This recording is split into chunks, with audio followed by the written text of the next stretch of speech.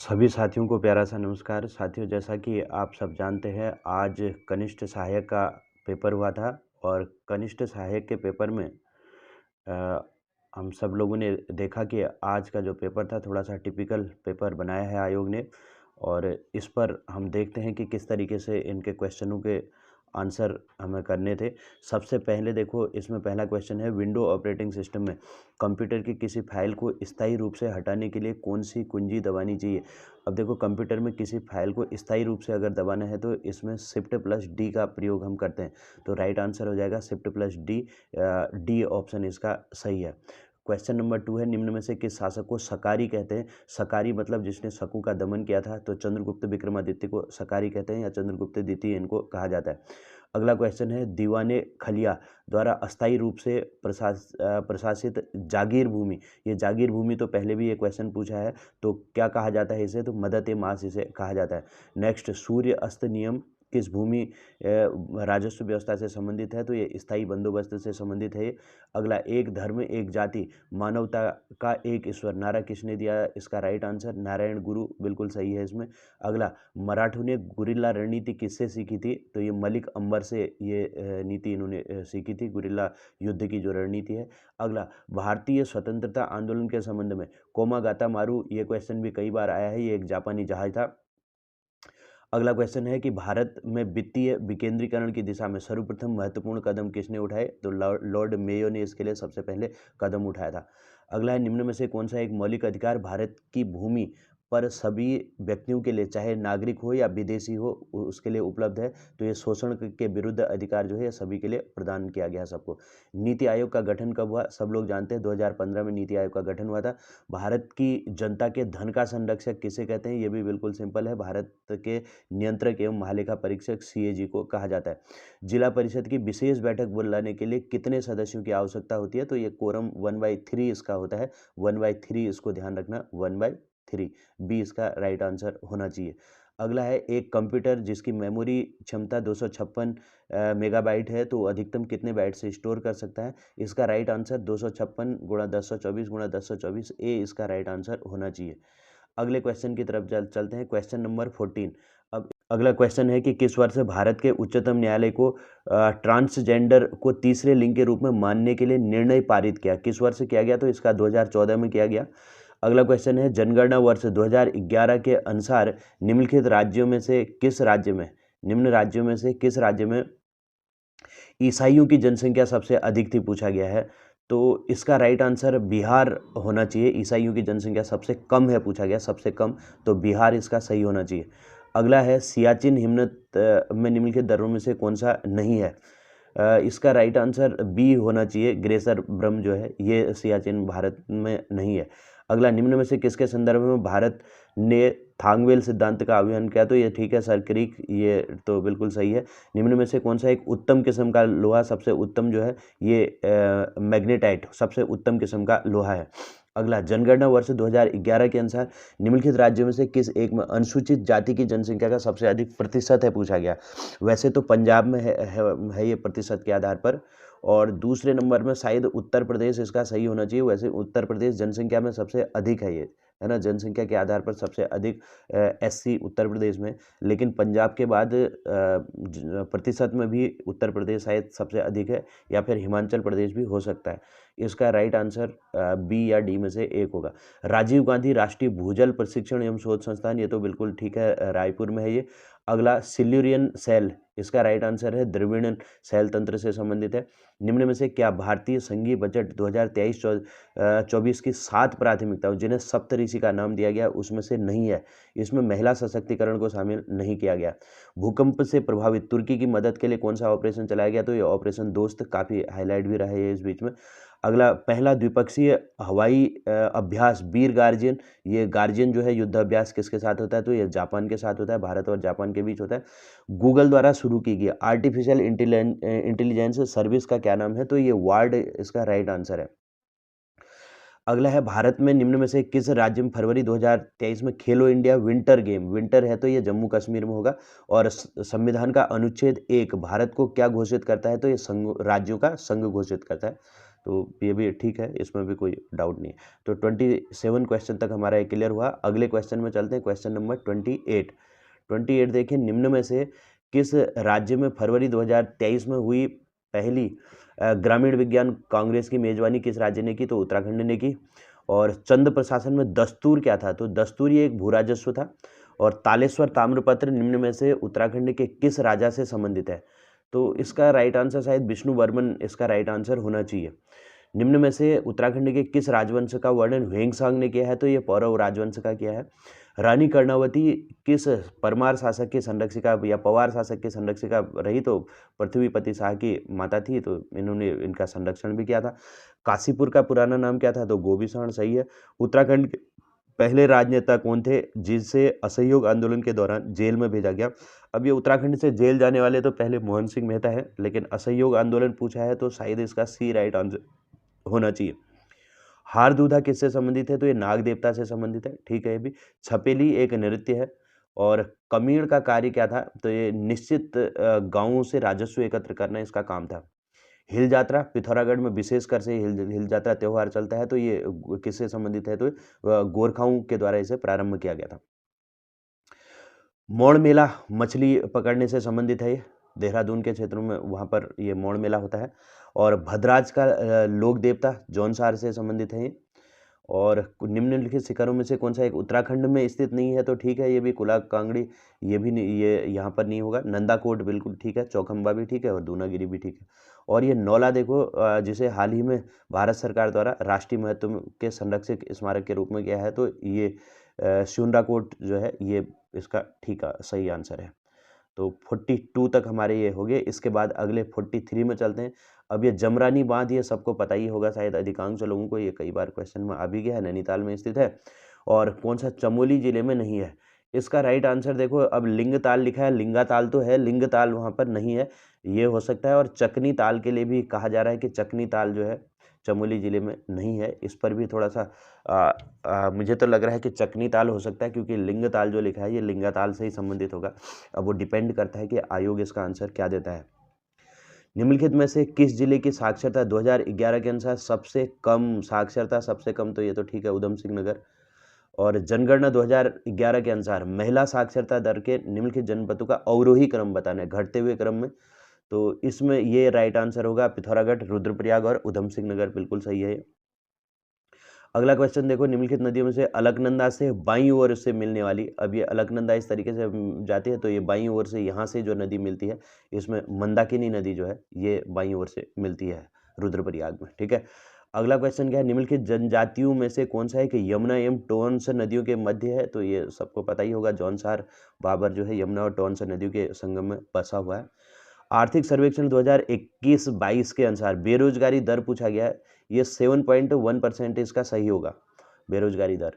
अगला देखिए, एमएसएमई नीति जो है 2015 में महिला उद्यमियों के लिए दी जाने वाली पूंजी अनुदान की अधिकतम सीमा इसका 25 लाख है, इसका सही आंसर। और अगला ये तो सबने कर लिया होगा, इसमें कोई प्रॉब्लम नहीं है। गोविंद राष्ट्रीय उद्यान कहाँ है? तो उत्तरकाशी, ये पहले ऑप्शन से ही बन गया होगा। ए का सी, ए का सी देखो दो में है, बी और सी दोनों में है ये, है ना। ए का तीसरा जो है बी और सी दोनों में है। अब दूसरे से आपका क्लियर हो जाएगा। अस्कोट कहाँ है? तो अस्कोट पिथौरागढ़ में है। तो दूसरे का जो है बी का देखो चौथा, बी का चौथा किस में है? तो बी राइट आंसर इसका हो जाएगा, है ना। तो ये दो ऑप्शन से ही हम इसको सॉल्व कर ले रहे हैं, इसमें ऐसी कोई प्रॉब्लम नहीं थी इस क्वेश्चन में। अगला क्वेश्चन देखिए, क्वेश्चन नंबर 52 की तरफ चलते हैं। और इस क्वेश्चन को देखिए, इसमें क्या दे रखा है? आर्थिक सर्वेक्षण 2021-22 के अनुसार उत्तराखंड में 2011-12 में ग्रामीण क्षेत्र का औसत मासिक व्यय कितना था? अब इसका देखो, ये क्वेश्चन शायद 1520 इसमें सही माना जा रहा है। अब बाकी देखो आंसर की क्या देती है इसका आंसर। उत्तराखंड में वीरचंद्र सिंह गढ़वाली पर्यटन स्वरोजगार योजना, ये जून 2002 की है, ठीक है। उत्तराखंड की अर्थव्यवस्था में वर्ष 2021-22 में तृतीय क्षेत्र का योगदान पूछा है, तो ये 42.92 ये तृतीय क्षेत्र का है। और सबसे ज़्यादा इसमें द्वितीय क्षेत्र का उत्तराखंड में योगदान रहता है, इसको भी ध्यान रखेंगे। समग्र शिक्षा अभियान, समग्र शिक्षा अभियान योजना किस वर्ष प्रारंभ की गई? तो ये 2020-21 इसका राइट आंसर है, समग्र शिक्षा अभियान योजना। अगला देखिए, इसमें इसका राइट आंसर ये तो सबने कर लिया होगा क्योंकि सिंपल है। इसको थोड़ा-सा अगर इनको क्रम से ABCD लिख करके क्रम लगाओगे तो QOL इसका ए राइट आंसर है। और 57 ये भी सिंपल है, इसका भी ADE बहुत आसानी से बन जा रहा है। एक इस तरीके की लाइन में ADE ऐसे आ जाएगा, ये ADE ऐसे इस तरीके से आ जा रहा है, ऊपर A फिर D फिर E। तो ये भी सबने कर ही लिया होगा, इसमें ऐसी कोई प्रॉब्लम इनमें इन 2 क्वेश्चनों में तो नहीं है। बाकी थोड़ा-सा 1-2 क्वेश्चन इसमें थोड़ा-सा कठिन भी इसमें लग रहे हैं, है ना? 1-2 क्वेश्चन मैथ्स के जो ये दे रखे हैं, इन क्वेश्चनों में थोड़ा-सा डाउटफुल क्या थोड़ा-सा कठिन क्वेश्चन हो जा रहे हैं। अगला क्वेश्चन देखिए, अगला 58 का इसका 174 इसका राइट आंसर है। और 59 का भी आपने देखा होगा तो 24 आंसर इसका आ रहा है। और 60 का जो आंसर है 262 इसका आंसर आ रहा है। और 61 का 900 इसका आंसर आ रहा है। ये क्वेश्चन थोड़ा-सा मैथ्स के लेवल के क्वेश्चन थे। और 62 में इसको 15 सही है इसमें। 2020-21 में भारत के बहुआयामी निर्धनता सूचकांक 2021 में उत्तराखंड की रैंक क्या रही? तो ये 15वीं रैंक उत्तराखंड की रही है। ठीक है? अगले क्वेश्चन की तरफ चलते हैं, क्वेश्चन नंबर 63। क्वेश्चन नंबर 63 समझते हैं। बल्ब में सामान्यतः कौन सी गैस भरी जाती है? तो इसका बिल्कुल नाइट्रोजन और ऑर्गन इसका सही होगा। अग्निशामक का मुख्य घटक कौन सा है? अग्निशामक का मुख्य घटक इसमें सोडियम हाइड्रोजन कार्बोनेट इसका राइट आंसर होगा, ए राइट आंसर होगा। और मार्स गैस किसे कहते हैं? तो मीथेन को मार्स गैस भी कहते हैं। पर्यावरण संरक्षण एवं तथा सुधार हेतु पर्यावरण संरक्षण अधिनियम 1986 का है ये। और विद्युत धारा को उत्पन्न करने वाले यंत्र को क्या कहते हैं? तो इसका राइट आंसर जनरेटर इसका राइट आंसर होगा।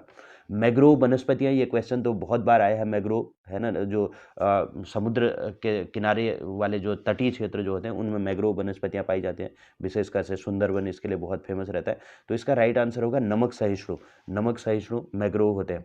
अगला, जैव विविधता अधिनियम कब बनाया गया? तो जैव विविधता अधिनियम है 2002 का। कौन सी गाय विदेशी नस्ल की है? तो ये जर्सी विदेशी नस्ल की है। अगला, TCP रेफरेंस मॉडल की 4 परतें कौन सी हैं? तो इसका राइट आंसर ए इसका सही आंसर होगा, ए। अगला, डैश एक प्रकार का रजिस्टर है जो कंप्यूटर द्वारा निष्पादित की जाने वाली अगली इंस्ट्रक्शन के पते को स्टोर करता है। तो इसका प्रोग्राम काउंटर इसका राइट आंसर होना चाहिए, प्रोग्राम काउंटर होगा इसका। 73 देखो, डेटा इंस्ट्रक्शन की खोज करते समय कौन सी मेमोरी CPU द्वारा सबसे पहले रेफर की जाती है? इसको कैश मेमोरी रेफर की जाती है, 73। ठीक है। 74 में देखिए, कंप्यूटर ऑन किया जाता है तो सबसे पहले पावर ऑन POST ये पोस्ट जो है ये इस कार्य को सबसे पहले संपन्न किया जाता है ना। अगला 75 में ये क्वेश्चन थोड़ा-सा इस टिपिकल क्वेश्चन लग रहा है ये, कि विटामिनों की मात्रा मुर्गियों के भोजन में रखी जाती है, किन विटामिनों की मात्रा? तो इसका राइट आंसर ए इसका राइट आंसर होगा। ठीक है। अगले क्वेश्चन की तरफ चलते हैं, क्वेश्चन नंबर 76। इस क्वेश्चन को देखिए, अब यहाँ से हिंदी का पोर्शन तो लगभग ठीक-ठाक क्वेश्चन इसमें रहे हैं, तो हिंदी में बहुत ज़्यादा ऐसी प्रॉब्लम नहीं है।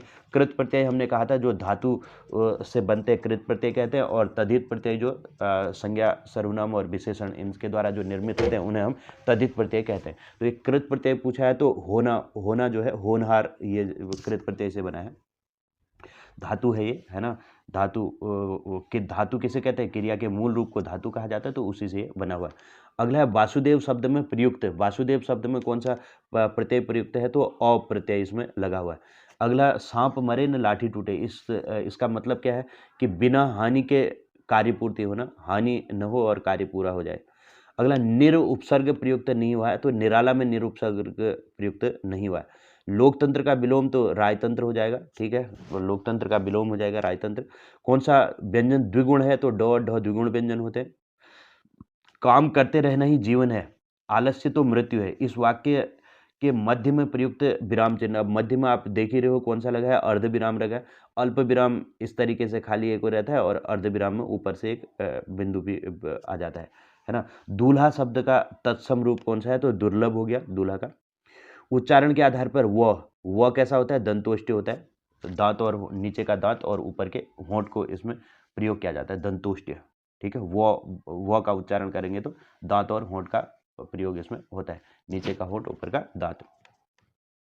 आंखों से खून उतरना मतलब अत्यधिक क्रोध करना। और सुनक किसका पर्यायवाची है? तो कुत्ते का पर्यायवाची है। उत्तराधिकार में मिली जायदाद, उत्तराधिकार में मिली जायदाद को रिक्त कहते हैं। वह जो न करे सो थोड़ा, अब वह और सो का प्रयोग हो रहा है इसमें, है ना? जो तथा सो का, जो और सो का प्रयोग हो रहा है, जो और सो का प्रयोग है। और ये संबंधवाचक सर्वनाम जो होते हैं उनमें दो के इस तरीके से पेयर बनते हैं, यदि, तो, जो, सो, इस तरीके से जहाँ पर ये पेयर बनते हैं तो संबंधवाचक हो गया है। ठीक है, तो ये 88 क्वेश्चन तक हमारा ये कंप्लीट हो गया। अगले क्वेश्चन में चलते हैं, 89 क्वेश्चन, इसको समझते हैं। और इसमें देखो संस्कार, समधनकार बराबर संस्कार हो जाएगा, ए राइट आंसर होगा संधनकार। अच्छा संन्यास है, संन्यास है इसका, इसको थोड़ा सा देखना, चेंज कर लेना, समधन यास बराबर संन्यास दे रखा है ना, हाँ, तो ए इसका राइट आंसर होगा, संन्यास में ए बनेगा इसका, है ना? ठीक है। अगला इसमें से विलोम की दृष्टि से गलत युग्म कौन सा है? विलोम की दृष्टि से गलत कौन सा है? तो इसका राइट आंसर देखो, इसका राइट आंसर बी बनना चाहिए, है ना? अनग का सनग ये नहीं होता। अगला क्या है? हंसा थे सो उड़ गए, कागा गए वीरान, कागा भये दीवान, ये भी ठीक है। इसमें भी तीसरा इसका राइट आंसर होगा कि भले लोगों के स्थान पर बुरे लोगों के हाथ में अधिकार। और अमावस की अंधेरी रात, अमावस की अंधेरी रात को कुहू कहा जाता है। अजंत शब्द का संधि विच्छेद, अच धन अंत होता है ना, अच धन अंत बराबर अजंत, चौका जौ बन जाता है, व्यंजन संधि का उदाहरण है। राष्ट्र को हानि जयचंदों से होती है, तो ये जयचंद वैसे तो व्यक्ति है ना, लेकिन एक उस तरीके के लोगों से कहा गया तो एक जाति दिखाई गई है। ठीक है, तो जाति को, व्यक्तिवाचक को जातिवाचक में बदलने वाला जो होता है उसमें इसको कन्वर्ट किया, जयचंद का जयचंदू हो जाता है। अगला इसमें से तद्भव शब्द कौन सा है? तो ये मयंक तद्भव शब्द है। इसमें तद्भव पूछा गया है, तो इसमें मयंक तद्भव शब्द बन जाएगा।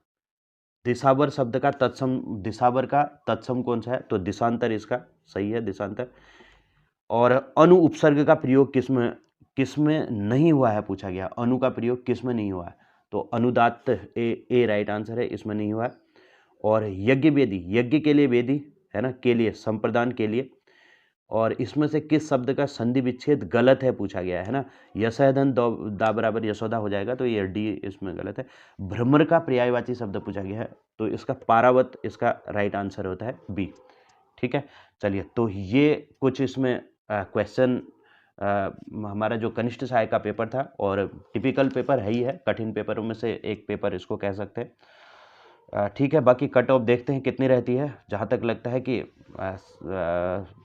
इसकी 55 से 60 के बीच में आनी चाहिए, 60 के आसपास, और 55 से 60 के बीच में रहनी चाहिए। अब देखो बाकी कितनी रहती है, और कुछ कम भी इसमें कट ऑफ जा सकती है ना, कट ऑफ तो कम जाएगी, लेकिन बाकी देखते हैं कितनी कम रहती है। ठीक है, चलिए, बहुत बहुत धन्यवाद सभी का।